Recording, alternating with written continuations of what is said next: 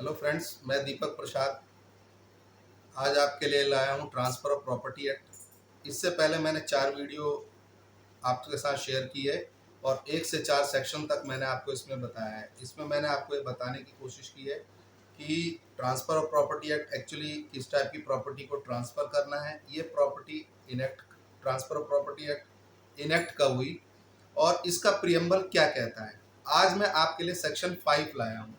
Section 5 के अंदर हम बात करेंगे कि प्रॉपर्टी जो होती है वो किस टाइप के पर्सन के बीच में ट्रांसफर होती है।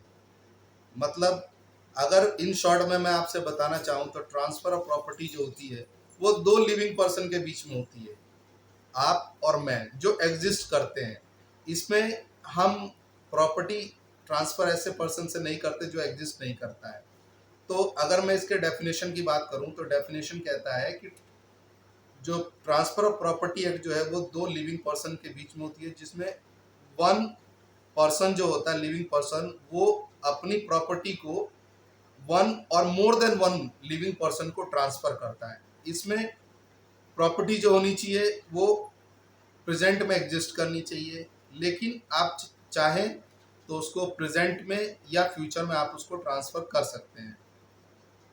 दूसरी बात यह है कि इसके अंदर ट्रांसफर ऑफ प्रॉपर्टी जो है ये उस टाइप के ट्रांसफर पे एप्लीकेबल नहीं होती है जो किसी अदर लॉ में प्रोहिबिटेड है। Let suppose SEBI security exchange board of India है वो किसी प्रॉपर्टी ट्रांसफर को प्रोहिबिट करती है, या कंपनी लॉ के अंदर किसी प्रॉपर्टी के ट्रांसफर को प्रोहिबिट किया जाता है, तो उसके ऊपर ट्रांसफर ऑफ प्रॉपर्टी एक्ट लागू नहीं होता क्योंकि ऑलरेडी उसके पीछे एक स्पेसिफिक लॉ है। इसमें जो है अगर हम लिविंग पर्सन की बात करें तो इसमें लिविंग पर्सन में फर्म, कंपनी, ऑर्गेनाइजेशन, ये जो लीगल बॉडीज जो है ये भी इंक्लूड की जाती हैं, चाहे ये कॉरपोरेटेड हो या ना हो। तो सेक्शन 5 के डेफिनेशन के अंदर हम यही समझते हैं, यही समझ रहे हैं कि प्रॉपर्टी जो होती है वो 2 लिविंग पर्सन के बीच में ट्रांसफर होगी। One person to another person living person को ट्रांसफर करेगा। प्रॉपर्टी एग्जिस्ट करनी चाहिए। प्रॉपर्टी जो होती है वो प्रेजेंट में या फ्यूचर में हम ट्रांसफ़र कर सकते हैं। उसके बाद इसमें हम देखें तो इसमें प्रॉपर्टी जो होता है वो खुद को भी आदमी ट्रांसफ़र कर सकता है। अब मैं आपको डेफिनेशन को वन बाय वन करके मैं इसको as an essential part of this definition मैं आपको बताने की कोशिश करूँगा। इसमें अगर हम इसके एसेंशियल्स के बारे में जाने तो इसके 5 एसेंशियल्स हैं। एक इसमें पहले एसेंशियल की बात करें तो इसमें पहला जो है वो लिविंग पर्सन होने चाहिए।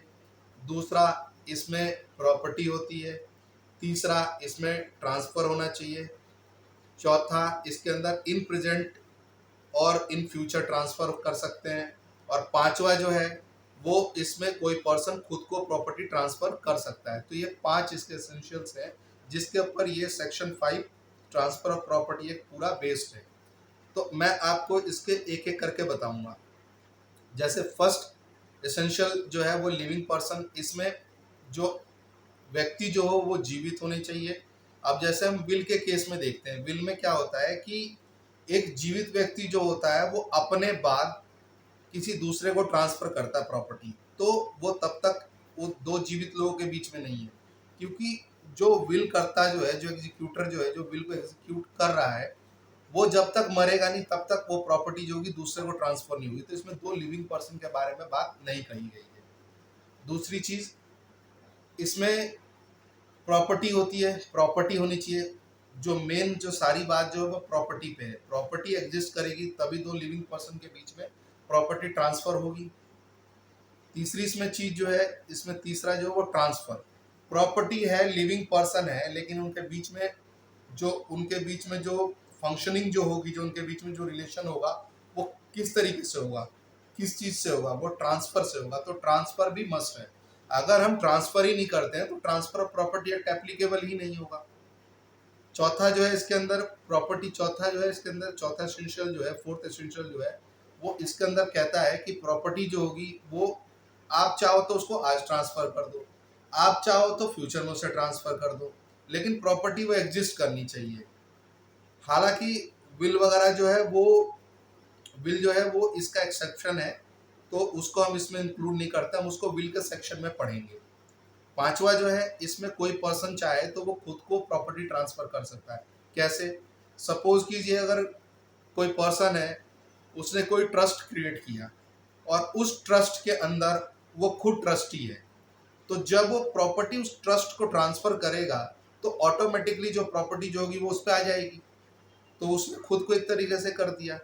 इसी तरीके से अगर मैं कहूँ कि एक पर्सन है, ए है मान लीजिए, उसने कोई प्रॉपर्टी जो है एक कंपनी स्टैब्लिश की और कंपनी में उसने अपने आप को खुद को एज ए डायरेक्टर अपॉइंट किया, तो अगर वो प्रॉपर्टी जो होता है वो उस कंपनी को ट्रांसफर कर देता है तो ऑटोमेटिकली वो प्रॉपर्टी जो उसको खुद को ट्रांसफर हो जाती है। क्यों?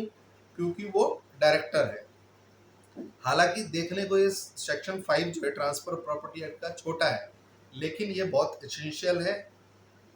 इसमें बहुत सारी बातें हैं जो इम्पोर्टेंट है, जो हमें जानने की ज़रूरत है।